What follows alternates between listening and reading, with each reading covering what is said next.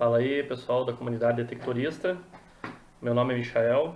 Estou fazendo esse vídeo para poder ajudar a comunidade que eu participo de detectoristas aqui de Curitiba, né? Então eu estou vendo a Caroline fazendo alguns vídeos e tentando aí levantar o canal e também a comunidade de detectoristas aqui de Curitiba. Então eu resolvi fazer também um vídeo para poder auxiliar, né, as pessoas que estão iniciando e passar um pouco do conhecimento, que apesar de limitado e pequeno que eu tenho, né, para as pessoas poderem ter esse conteúdo para poderem ajudar nas suas caçadas, né. Eu vejo que o Brasil ele tem ainda muita dificuldade de conteúdo, né, de se achar conteúdo principalmente para os iniciantes. Eu mesmo, quando comecei a detectorar, principalmente me baseava por vídeos estrangeiros, né, americanos ou europeus, e a realidade deles é outra. Até os objetos que eles caçam são outros, a maneira deles caçar são outras, né? Então eu acho que é interessante a gente cada vez mais ter conteúdo em português, português brasileiro, principalmente para poder ajudar a nossa comunidade do Brasil de detectorismo a crescer, né? E isso só vem a beneficiar todo o nosso esporte, todo o nosso hobby. Então, vamos começar hoje o primeiro vídeo, bem amador, né? Não fiz grandes produções, a intenção é que eu vá com o tempo melhorando, né? Mas o principal assunto que eu quero tratar hoje é detectorismo na praia, que é a coisa que eu mais faço. Apesar de não morar no litoral, eu moro em Curitiba, né? Detectorar na praia foi aonde eu comecei e por enquanto é onde eu mais gosto de fazer. Então eu levantei algumas questões, principalmente para os iniciantes, até quem já for mais avançado pode achar que as informações que eu estou dando são meio básicas, ou até mesmo que falta alguma coisa, mas eu acho que para quem está começando vai ser muito bom de ter essas informações. Então a primeira coisa que eu elenquei é por que detectar na praia? Qual que é a função, né, de detectar na praia? Essa é uma resposta meio pessoal. Eu achei os meus motivos, né? Outras pessoas podem ter outros motivos. Mas eu vejo que detectorismo, um dos principais variantes do detectorismo é a probabilidade. Você tem que estar no local no qual tem a maior probabilidade de você achar o que te interessa. Então eu detecto na praia porque a praia é o local que tem uma grande concentração de pessoas. As pessoas normalmente vão para a praia, né, se concentram num local relativamente pequeno, porque a faixa de areia normalmente não é muito grande, né? Então ali tem a concentração grande de pessoas e é ali que a maior quantidade dos objetos que eu tenho interesse podem ser perdidos. A segunda questão que eu acho interessante detectar na praia é o comportamento das pessoas que estão lá concentradas. Porque você pode ter um monte de pessoas concentradas num parque, só que para o detectorismo não vai ser tão interessante quanto as pessoas concentradas na praia. Por quê? Normalmente quem vai para a praia vai para realizar alguma atividade física, seja ela tomar um banho, jogar uma bola, brincar com o filho, alguma coisa. Ela vai se movimentar na praia. Apesar que alguns vão só para tomar cerveja, que nem o meu caso, né? Quando eu não detectava, a minha função eu ia para a praia, armava a cadeira, pegava uma cerveja e ficava tomando. Mas eu sou a exceção, né? Ou não sou a maioria. A maioria das pessoas vai para realizar alguma atividade. E quando você realiza atividade física, normalmente você tem mais propensão de perder alguma coisa que você esteja utilizando, né? Seja um brinco, um anel, uma corrente, porque você está se movimentando. A outra função que facilita a perda de objetos na praia é a utilização de protetor solar ou de óleos. Esses produtos deixam a pele mais lisa e facilitam com que caia um anel, com que se solta ali uma corrente, às vezes alguma coisa, né, pelo fato da pele estar mais lisa. A terceira coisa que eu acho bem interessante na praia é o seguinte: uma vez que um objeto é perdido, se a pessoa não está muito atenta, ele é muito difícil de ser encontrado a olho nu. Por quê? A gente tem principais duas questões na praia: areia seca e areia molhada, né, ou submersa. Quando a pessoa perde algum objeto na areia seca, se ela não está prestando atenção e o objeto é relativamente pequeno, ele cai, ele se auto-enterra sozinho. Então ele fica longe da visão. Então se a pessoa não percebeu na hora que perdeu, ela não vai mais ver que está ali o objeto, né?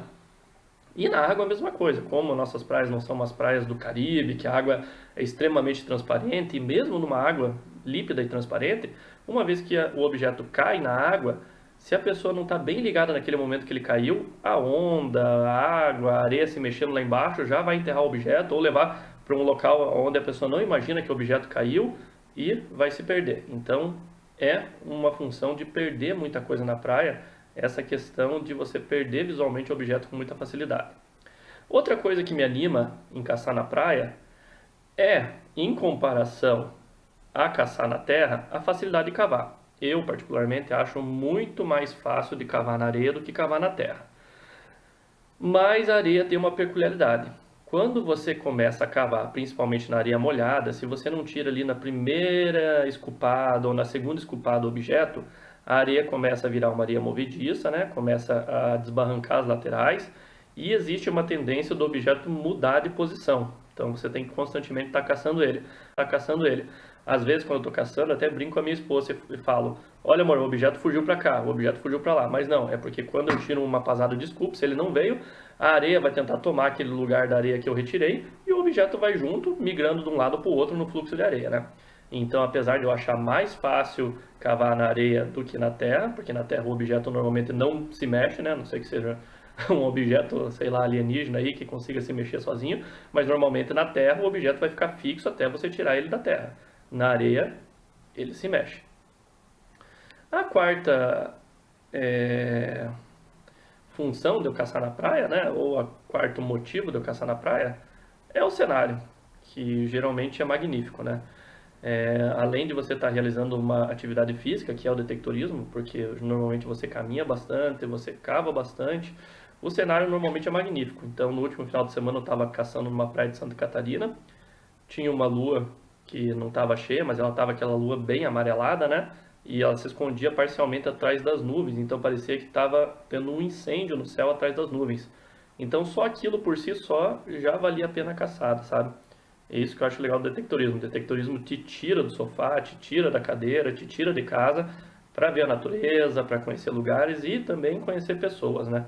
Então acho que é muito importante a gente manter essa socialidade entre as pessoas no detectorismo, porque a gente é uma comunidade relativamente pequena, no qual a gente sempre tem que se conhecer e manter esses laços de amizade para poder se divertir junto, né? Muito mais legal você divertir junto e quando tem algum sucesso você poder compartilhar com os outros, quando tem um fracasso também poder compartilhar e tirar as dúvidas, né? Então, para mim, são essas 4 funções principais para poder caçar na praia. A outra questão, principalmente para os iniciantes, é como você detectar na praia, como você caçar na praia. Novamente, eu não tenho tanto conhecimento quanto a maioria das pessoas que já estão nesse hobby há mais tempo, né? Mas o pouco que eu pude perceber é que você primeiro para caçar na praia tem que selecionar aonde você vai caçar. Se é na areia seca, se é na areia molhada ou se é na submerso, embaixo da água. Você escolhendo qual meio você tem mais interesse de caçar, você vai poder escolher o tipo de detector que você quer caçar. Nós temos 2 detectores principais com relação a mecanismo de detecção, né? O tipo de mecanismo que utiliza. Os VLF e os PI.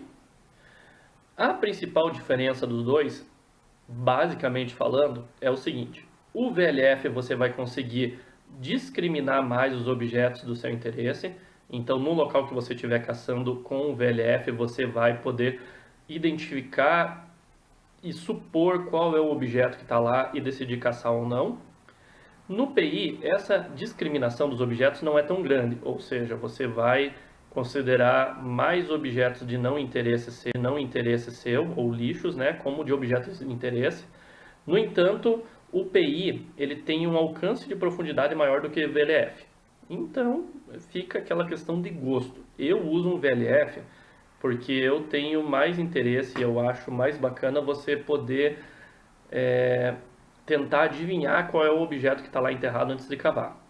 Tem gente que gosta do PI e eu também acho o PI muito bom, porque normalmente a camada de areia entre o objeto e o detector é grande, os VLF não chegam lá e o PI chega. Então eu vejo bastante gente tendo sucesso com o PI e com o VLF. Questão de gosto, fica para você decidir qual que você quer.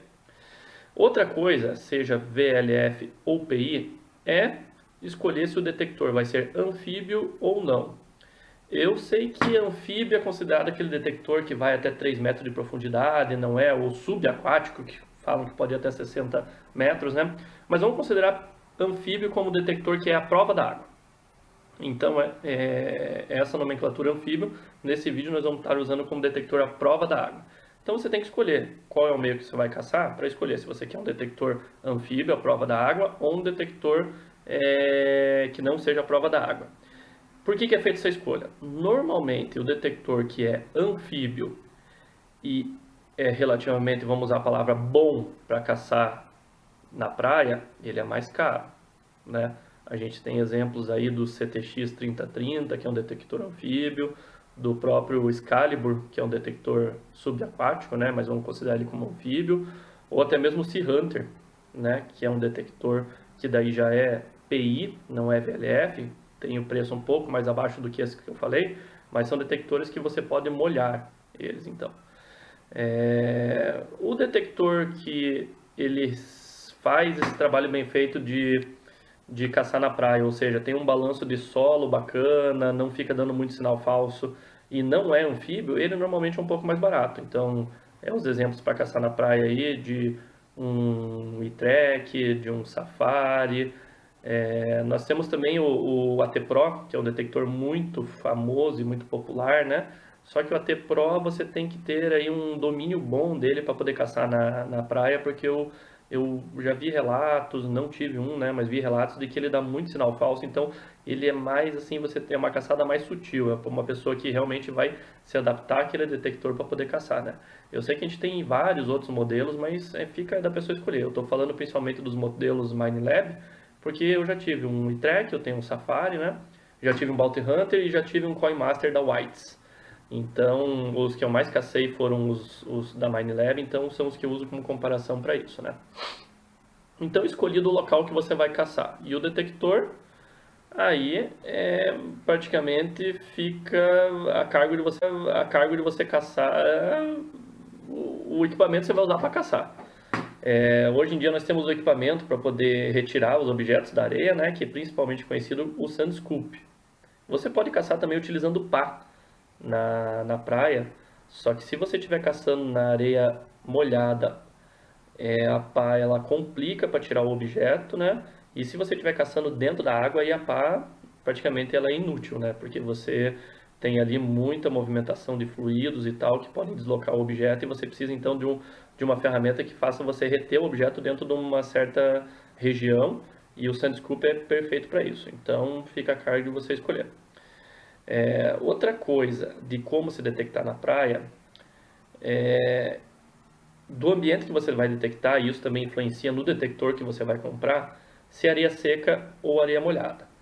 A principal diferença das duas é o seguinte: na areia seca você tem mais lixo, né? Você tem objetos perdidos, mas também tem muito mais lixo. Na areia molhada você tem menos lixo, então você sofre um pouco menos para caçar. No entanto, você fica ali também à mercê da natureza, né? Principalmente se você não tem um detector anfíbio, você vai ter que caçar na areia molhada quando a maré estiver baixa, porque era onde o pessoal estava tomando banho quando a maré estava cheia, né? Então você vai ter que estudar as marés, como uma pescaria, você vai escolher a maré vazante para poder ir caçar na areia molhada, né? E principalmente ficar de olho nas ressacas. Então, muita gente diz que a ressaca, normalmente ela traz os objetos que estão fora do alcance do detector para cima, né? Então, na ressaca você tem muita coisa jogada para cima e é uma boa de tentar detectar ali. Eu detectei uma vez na ressaca e foi bom, foi legal, achei bastante coisa, né? Então, sempre ficar de olho na natureza. Já para caçar na areia seca não precisa muito da natureza, né? Você só tem que determinar os locais ali que você vai usar para pesquisa e vai atrás dos objetos que você tem interesse. Como eu falei no início do vídeo, detectar ela influi, uma das principais variáveis de detectar é a probabilidade. Então, você pode ter o melhor detector do mundo, ser o melhor detectorista do mundo, se o local não tiver objeto, você não vai achar nada. Apesar que eu conheço uns caras aí que acham objeto até onde não tem nada. Sei lá, o cara tem um pacto aí com alguém, mas o cara acha. Mas a gente, que é mortal, tudo, tem que fazer esse estudo. Você tem que fazer um estudo de probabilidade para ver aonde que você vai ter mais chance de encontrar o objeto. Se você vai caçar na areia seca, eu aconselho normalmente, e isso é dicas de outros detectoristas, você escolher locais ali que tenham uma concentração maior de pessoas. Então, seja na frente de um quiosque, seja num acesso que teria para uma praia, né, alguma coisa ali, que as pessoas ali estão carregando cadeira, estão carregando prancha, isopor, tudo. Às vezes cai uma corrente, cai um brinco, tudo, e a pessoa nem vê que caiu. Então, ali pode ser uma região que está os objetos, né? Se você vai caçar na areia molhada, aí tem um pouco mais de técnica para utilizar. A técnica para caçar na areia molhada, ela envolve duas principais técnicas que eu considero. A do fatiar e a outra, que eu não sei se esse é o nome certo, mas foi o nome que eu procurei achar para poder dar para ela, a de lotear. Então eu fiz até um desenho para poder ficar claro, é um desenho meio tosco, eu até concordo com vocês, mas para quem está aprendendo vai ser de muita utilidade. Para eu poder dizer qual são as duas técnicas, fatiar ou lotear, e dizer qual é a que eu tenho escolhido ultimamente para poder utilizar. Então a mais popular é a técnica de fatiar. Então ela consiste mais ou menos nisso. Não sei se vai dar para ver bem, mas aqui você tem o mar, aqui você tem a linha d'água do mar, e você vem com o detector fatiando. Isso eu estou falando de detectores não submersos, para você caçar na areia molhada, né? Então, você na maré baixa, normalmente, você vem fatiando a areia com o detector. O que acontece? Você fatiando a areia, se tem um objeto aqui, você vai achar ele aqui. Se tem um objeto aqui, você vai achar ele aqui. Se tem um objeto aqui, você vai achar ele aqui e vai fatiando. Tá? A outra técnica de caçar na praia é a técnica de lotear. O que acontece? Lotear. Você tem novamente o mar, a linha de água do mar, e você vem com o detector loteando ele perpendicular à linha da água. Então você vem, e daí você vem e começa a passar em cima dos objetos que você tem interesse. Então você tem o fatiar e o lotear. Qual que eu acho o mais interessante? Bom, depois de caçar algumas vezes, eu acabei percebendo que o método de lotear é melhor para mim. Por quê? É aquilo que eu falei, probabilidade. São várias coisas que são variáveis que tem no detectorismo que você tem que levar em conta. Que nem uma pescaria. Às vezes o cara do teu lado está pegando peixe e você não está pegando. Então você tem que aumentar a probabilidade de você conseguir pegar também. Quando você utiliza o método de fatiar, eu acho que você perde muito tempo fazendo esse sobe e desce, tá? Por exemplo, vamos considerar que tem os objetos aqui, ó. Tudo isso daqui que você andou à toa, porque não tinha objeto ali. O mar, eu tenho percebido que ele tem uma característica muito forte.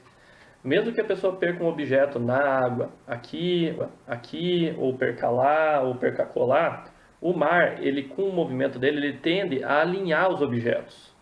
E o mais interessante, ele normalmente alinha os objetos por peso. Então você tem lá uma faixa de lacre, outra faixa de objetos mais pesados, né, seja anel, tudo. Então não que isso sempre aconteça, mas é uma tendência. Então você tem a tendência de concentrar os objetos numa faixa. Quando você vai fazendo o fatiar, o que eu posso te dizer? A linha de objetos, ela não fica tão clara para você. Porque você acha um objeto aqui, aí claro, você vai achar outro objeto aqui, porque tinha lá um objeto perdido e tal. Aí você vai olhar para trás e vai ver os buracos, como você teve que caminhar muito no sentido de cima e embaixo, você não caminhou muito paralelo à praia, você vai olhar para trás e você vai ver vários buracos teus que não fazem muito sentido. Já se você faz a técnica de lotear, se você seleciona lá, ó, você seleciona 100 metros de praia. Então você tem lá de um quiosque até outro quiosque. Você sai e vem fatiando entre esses dois quiosques. A hora que você acha a linha de objetos, ela fica mais clara para você, porque você começa a achar um objeto atrás do outro. E não é mentira, eu já achei a linha de objetos umas 3 vezes. Foi mais difícil de achar quando eu usava o método de fatiar, começou a ficar mais fácil quando eu usei o método de lotear. Quando você acha uma linha de objetos, aí você para de fazer esse lote e vai seguindo reto, porque você está achando coisa. Quando você andar lá 50 metros e não achar nada, bom, se você andou 50 metros, aí você volta por cima ou vai para baixo para tentar achar a linha de novo. Porque às vezes ali a praia deu uma modificada e a linha deu uma mudada de posição. Só que eu acho que assim, você caminha menos, você tem mais chance de achar a linha de objetos e você vai ter mais sucesso em achar. Na última caçada que eu fiz, eu achei a linha de objetos e sem brincadeira, eu achei 3 anéis seguidos. E outra coisa, você achou um anel, procure em volta que pode ter mais anel, porque objetos similares tendem a se agrupar junto pela mecânica que acontece no mar e na areia, né? Então, minha técnica de busca começou recente, eu fatiava tudo também, mas eu vi que começou a dar mais resultado quando você loteia desse jeito. Então, escolha lá 100 metros de praia, vai descendo em zigue-zague e acha. Mas isso daí é só uma opinião, né? De um detectorista que é relativamente amador, para outro que talvez seja mais amador do que isso ou não, né? Mas é que vai ajudar você a escolher a sua técnica. Então é bom você até conhecer as técnicas que já tem, que assim você pode aplicar. Bom, pessoal, espero que não tenha ficado muito longo esse vídeo, espero que não tenha ficado muito confuso. Como eu falei, eu sou um detectorista amador ainda, não tenho muita experiência, mas a tendência é que eu vá adquirindo experiência e vá ajudando vocês.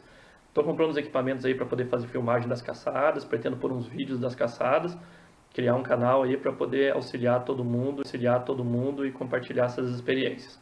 No mais, se você tiver alguma opinião, se você tiver alguma crítica, se você tiver alguma sugestão, deixa embaixo dos comentários do vídeo que eu vou ter o maior prazer de ler. E se for possível, eu vou fazer o que for indicado ali para eu poder fazer. Valeu, pessoal, um grande abraço e boa caçada!